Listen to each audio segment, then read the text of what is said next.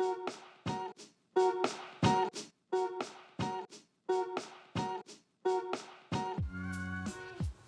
guys, so today we're going to be doing our oil pressure sensor swap on this Jeep JK 2012 with the 3.6 Pentastar engine. And we're going to start off by taking our engine cover off. Then from there, we're going to move on to removing all the auxiliary stuff. We're going to start off first with taking our intake tube from the front. We're going to unplug it from the throttle body using an 8mm for this hose clamp, 10mm for these two on the radiator, another 8mm right here, and then we're going to unplug our throttle body right there, our mass flow sensor right here that I already unplugged, and then we're going to do two 10mm, so right here, these two, that one and that one, and then we're going to do 4 10mm on the driver's side, right there and right there, right there and right there. From there, we're going to move up on top of the engine. We're going to do 1, 2, and 3 7mm, and then if we go around the other side, we're going to do another 7mm right there, and right there. And we're gonna unplug all our auxiliaries, all the vacuum hoses, here, here, and here, right here and here. And then that will allow us to take the intake plenum out. Once we do, we'll have access to the underside of the engine right about there, because our oil pressure sensor connects to the back of the oil filter housing back there. So it's impossible to get to from outside, but this is why a lot of people don't really do this and would rather take it to a mechanic. But here at Benny Bear's Garage, we can do that. Let's get it going.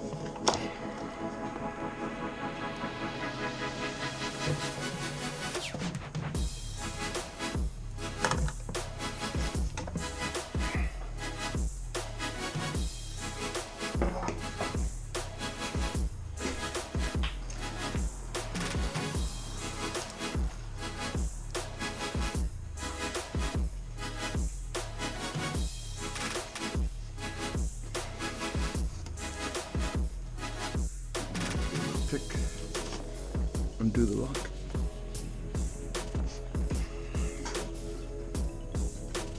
There you go. There we go.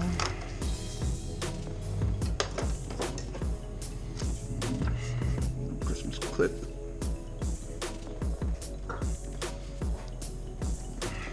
Okay, we need something for this real quick. We're gonna use a clip remover. Oh, that one broke off. It happens with these old clips. So this goes to our sensor here. This goes to our throttle body. And this goes to the other sensor on the intake. And we just get these out of the way. Right about there. And we can continue taking everything else off. Just go back this one. Get it out of the way.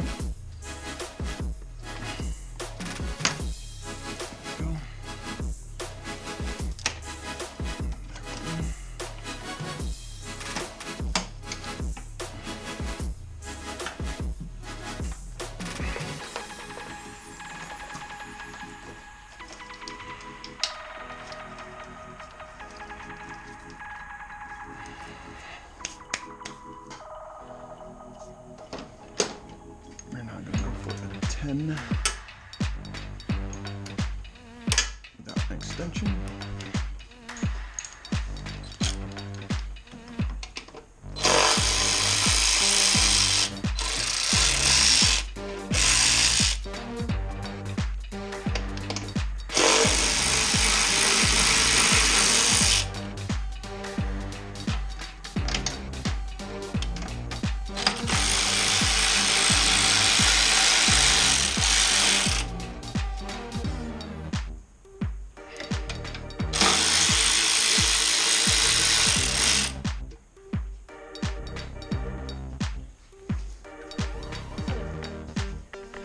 Smaller ones are the front, larger ones are the rear. You're going to need an extension for this side.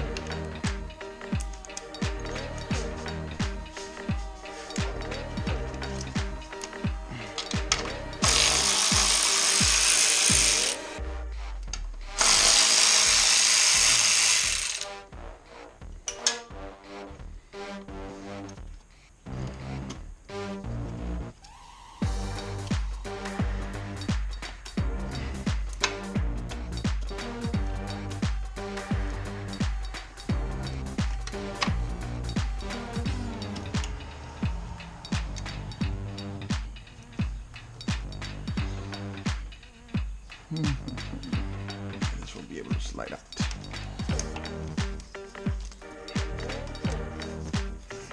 Just get out of the way.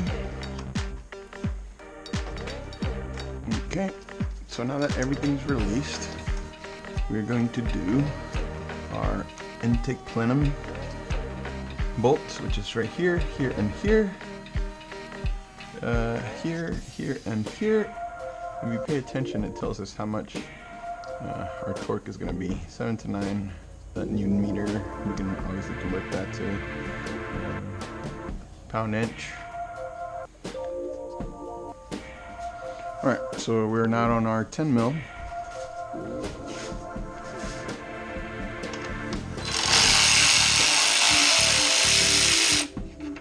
And we're just gonna leave them in there. We're gonna make sure they're ready to come out, but we'll leave them in there. Just so we know.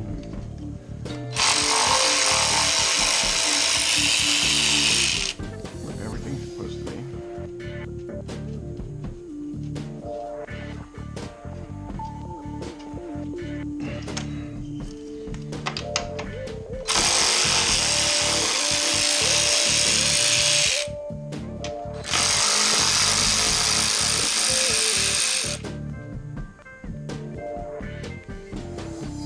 Okay.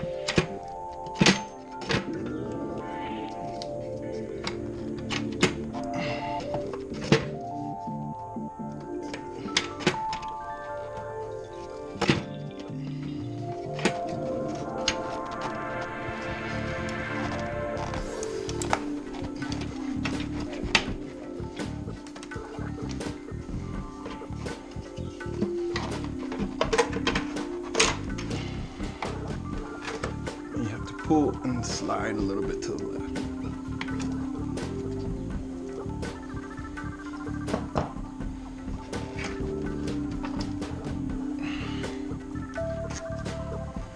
Now that we're taking the upper plenum out, we're going to be taking the lower plenum, and that's pretty much going to follow the same path. There's one bolt right there. There's another one right there. Another one right there. And then if we come to the other side, right next to the fuel rails, there'll be one right there, one right there, and then a couple more back here, and right over there. You see it? Right there. And then once we pull this lower plenum out, we'll be able to get to the back of this, which is the oil filter. So I'm going to be taking this fuel line out of the fuel rail. So I'm going to put a little bit of shop towels in there just to catch whatever might spill. We'll find something to do about this one and get it out of the way. I've unplugged one from back here. I took this one away just to make some space. And then I'm just taking this little locking.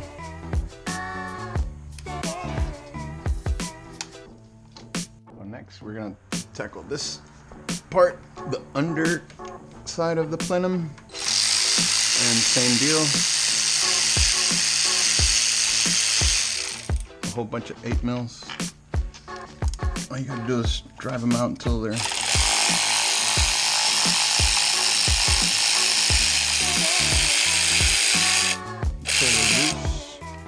Once they're loose, you can leave them in there. Just makes it easier.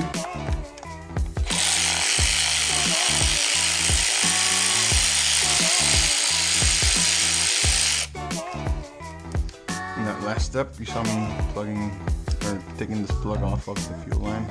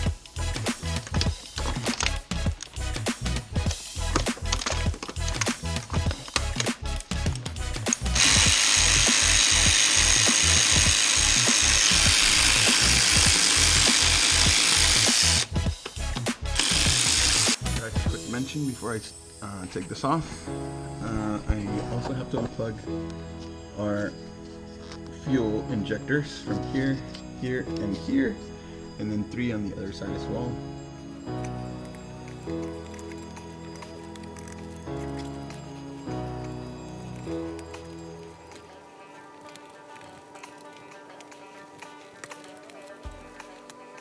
I have to switch over to my phone, but I took the lower plenum out. All you have to do is slide it this way, lift it, and then bring it up this way. You gotta be very careful not to make a mess and not to move things around too much. This is an older engine, so there's going to be the wire looms, they get dry and crack and break off, and that's a lot of that what you see right there. I tried using the vacuum before taking the lower plenum off, but didn't really pick up too much, mostly on this side, not much on that back side. So what I did very quickly was to very carefully put shop towels into our intakes. This is basically the top of the engine heads, and you can see the valves and everything, so you gotta be very careful not to get any trash in there. So once that is done, we can first of all clean up this area, make it look nice and neat, get it cleaned out real good. That way we have a nice seal whenever we put our plenum back down. And then from there we'll go on to switching our culprit for our engine code, which is down there. Not this one, this is the temperature. The bottom one is the pressure, so that's one we're going to be switching out. That's little thing right there is the reason why we have all this top part torn apart. But there we go. Okay, so the way you take this temperature sensor clip off is this red tab you pull on. And once it's unclipped, you go from the back, push the little lever, and you'll hear it unclip. And for our oil pressure,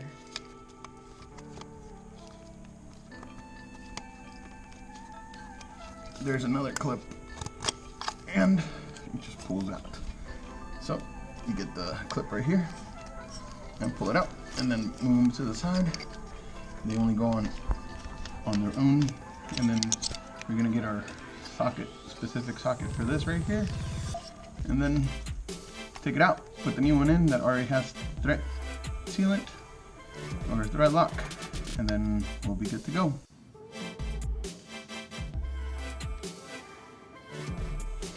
So this is our socket.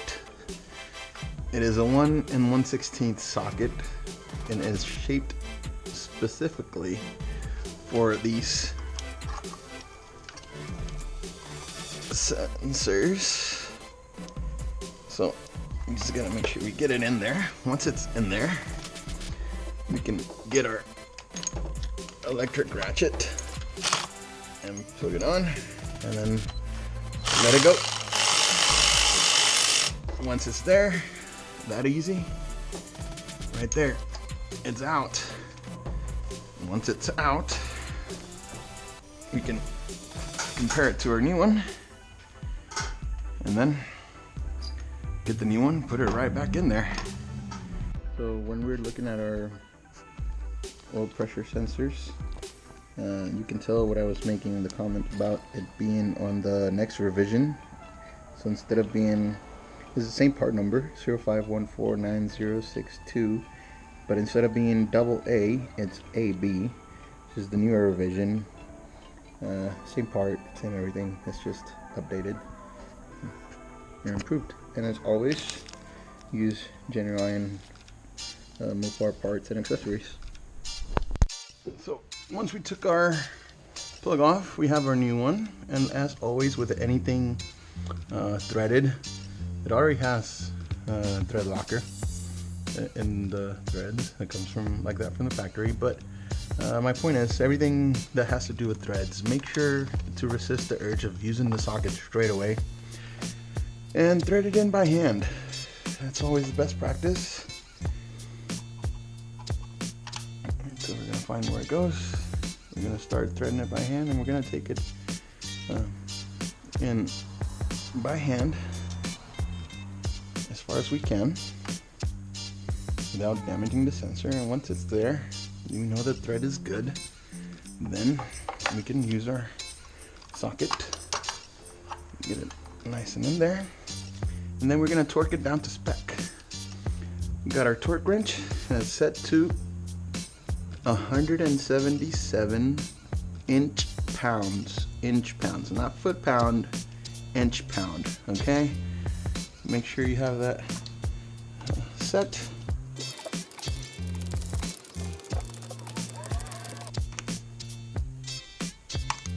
Okay, there we go. We're at 177. And the way you know is because whenever we're at 177 inch-pounds, you can tell when it clicks. There we go.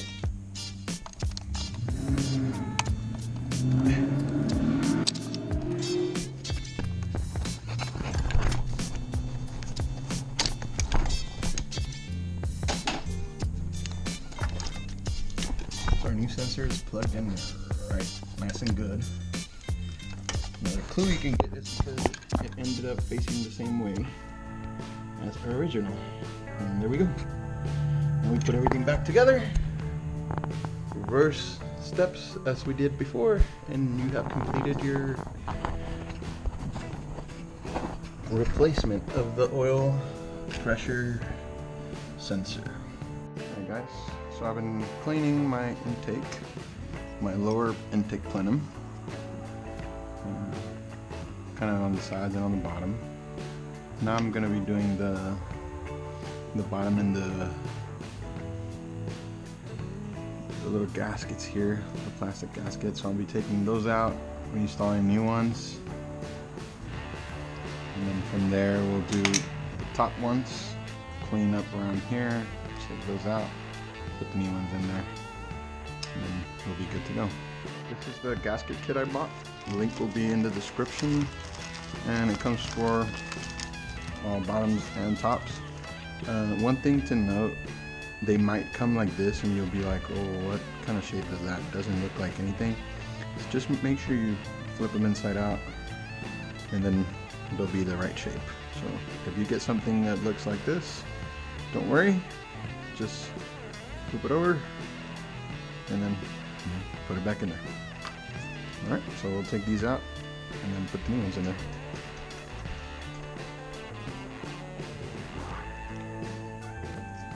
So they're pretty flat on some points. So we'll take them out.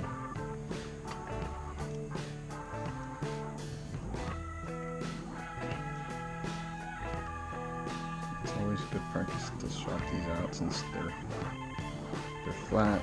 They're not making a good contact. They're brittle, as you can see. We'll take these out and then we'll clean the area. Make sure it's nice and clean out of any gunk or fuel or anything. Okay.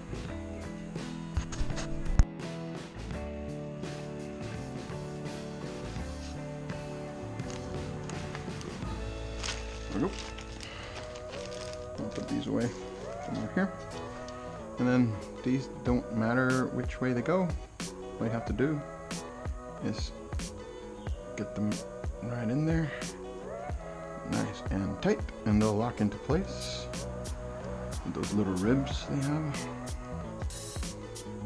Once they're in there, you're good to go. Go on to the next one. So on and so forth for the last three.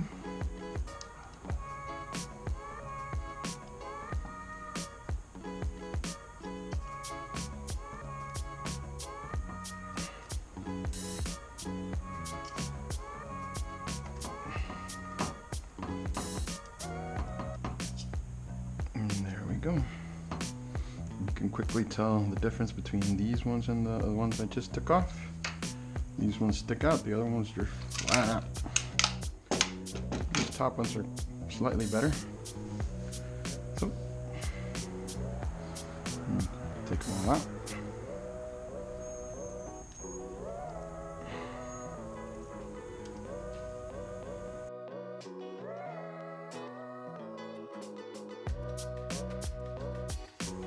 I'm going to put the top ones on. Get it out of our pack. And then just slide them on there. And again, you can tell when they're seated, and they'll stick out a little more than the stocks you just took out because they're brand new and fresh. And they have this little ridges where they lock into place.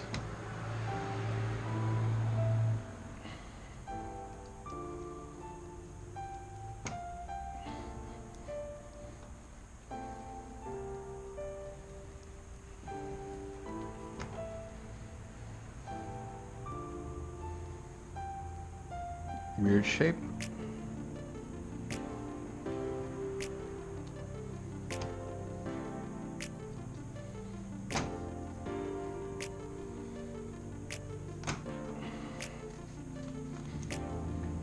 Now that we have everything cleaned up and new gaskets on there, we're going to drop it back in place, plug in our fuel injector plugs in there, bolt everything down and tighten to spec for the lower part of the intake plenum. Then we'll do the fuel lines, all the evap lines that were from the lower part, and then from there we'll go to the top plenum, put that, bolt it in, torque it down to spec, connect all the other vacuum lines and plugs and everything that we took. Do the outside bolts, the ones over there on that side for this bracket, and then from there we're done. So let's get to it. Okay guys, so once we've taken everything out and apart, we have access to our coil packs. And what we're going to do quickly is take them out and swap out the spark plugs. They are already gapped to 0.043 inches, which is what you're going to want your gaps. So I already have those ready and set to go. They're Champion brand. That's what comes stock in Jeeps. So always go with the same stuff. So we're going to unplug them from the connectors just to make sure everything's going to be all right. We pull them out with the 10 mil from here, and here, and then unplug them up. I like to do one at a time, that way I'm not getting anything confused.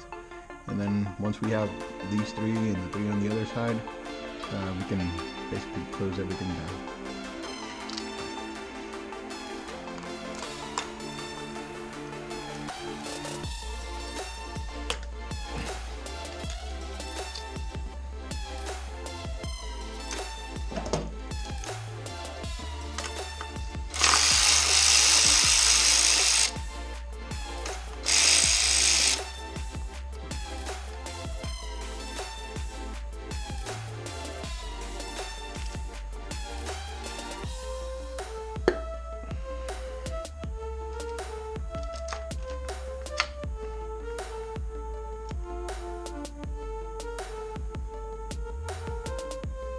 Coil pad looks pretty good. Our spark plug well looks pretty clean. So all we have to do now is get a spark plug socket, drive it in there, take it out, and you're good to go. A little 6-inch extension on the end of my ratchet, and I am going to use the hand ratchet just because I want to take it easy on the spark plug. I don't want to go too hard with the electric one, so just drop that in there, make sure it seats.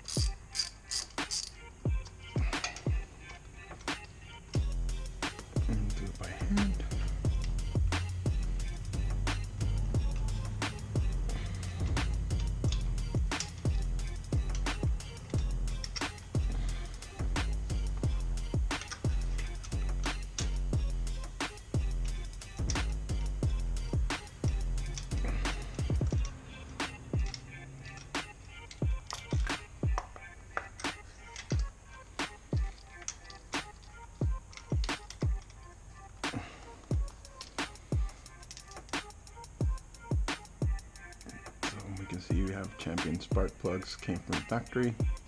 So this is our new spark plug. You can tell it's the same part number, Champion RER8ZWYCB4. So always try to use stock components when you can. So you can tell the difference between the old one and the new one right there. And then we're going to use a little bit of anti-seize right on the threads, just so down the line we are able to take them out and switch them out without any problem. That'll help us out.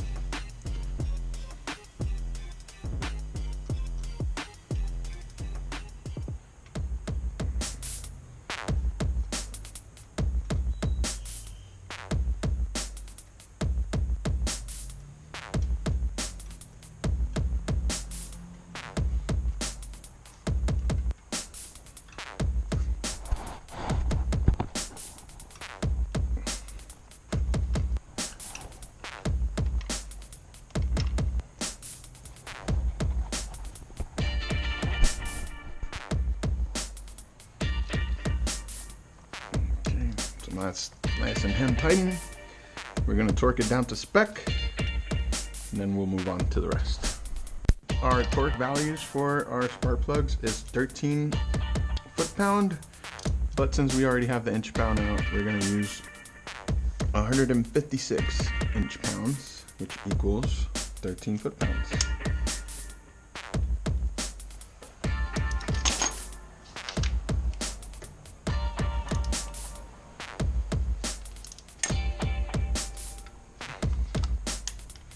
Go. Hear that click?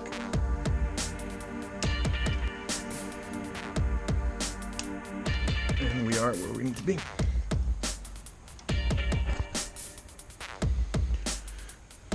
So we're going to put our torque wrench to the side.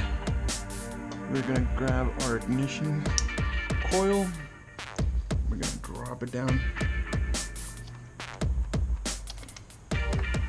Make sure we get a nice secure contact. Start our bolt by hand and tighten it down. Once it's snug, you're good to go. Give it a little bit more. It should be good to go. So we'll move on to the next 5. And I'll plug this in just to make sure I know that's done. And then we'll go from there.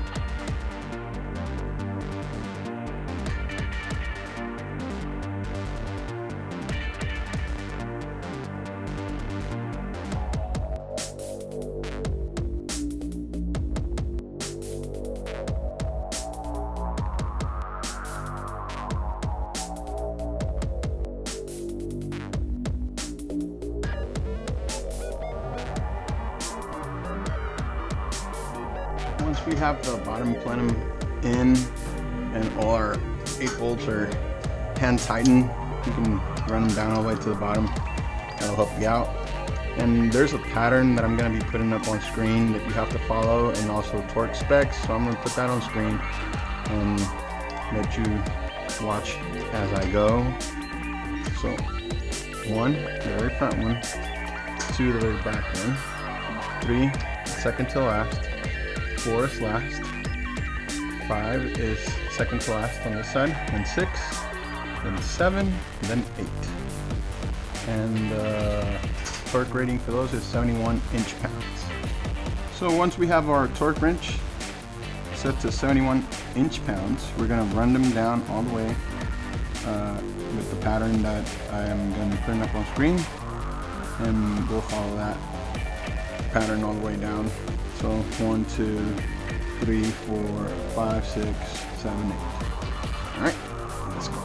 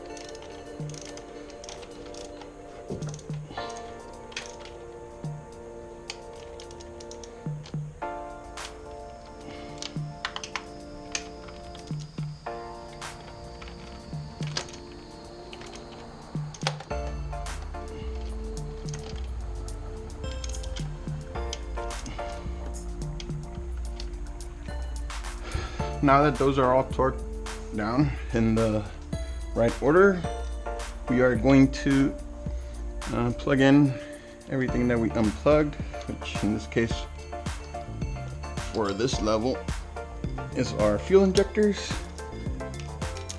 On that side I already have them all plugged in.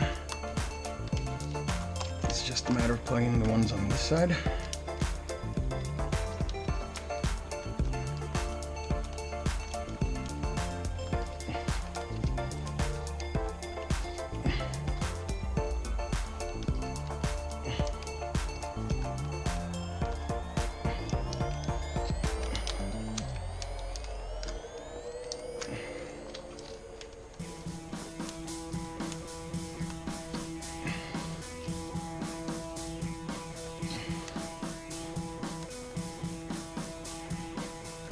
Alright, and then also we're going to be plugging in our fuel line. And that one just plugs in right here. Gotta get this clip to face the right way.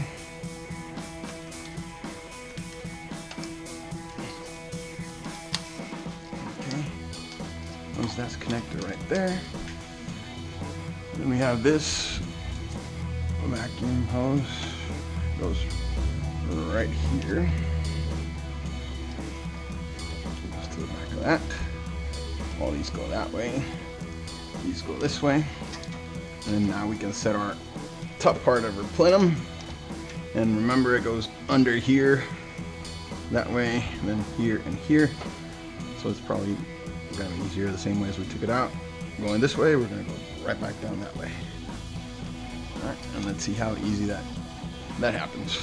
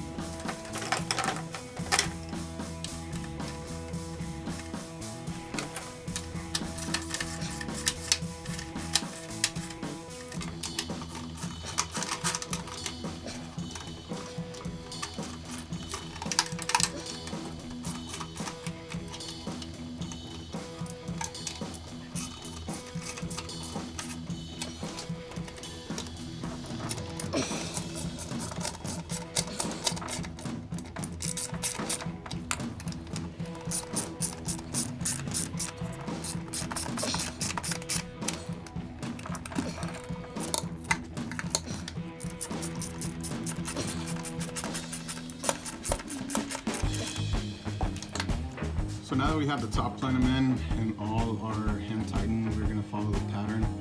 It's 1, 2, 3, 4, 5, 6, and 7. So I'll put it up on the screen with the torque specs, and we'll be good to go. I'm gonna have to do this off camera because I don't have battery on my GoPro.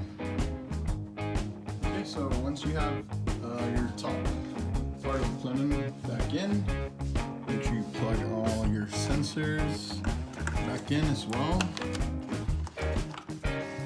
And then just put the intake pipe back on.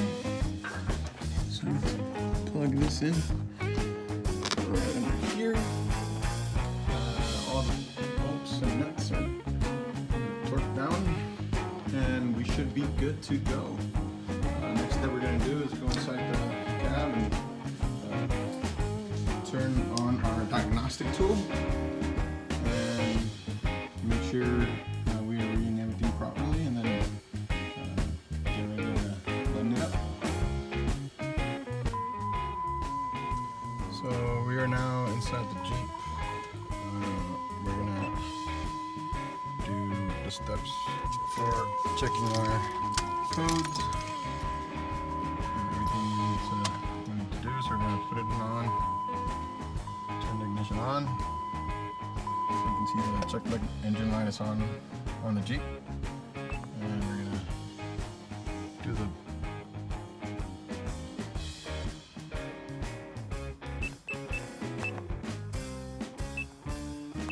again. Read clear. Read.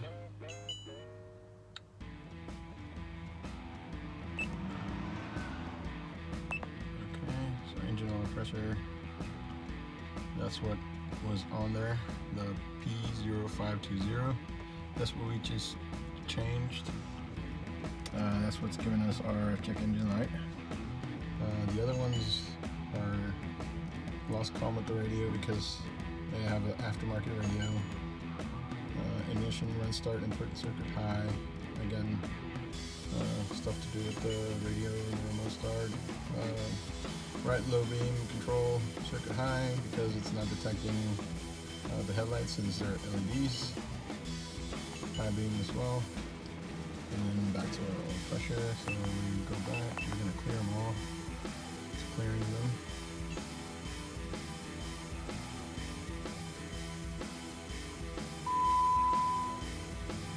Codes are cleared.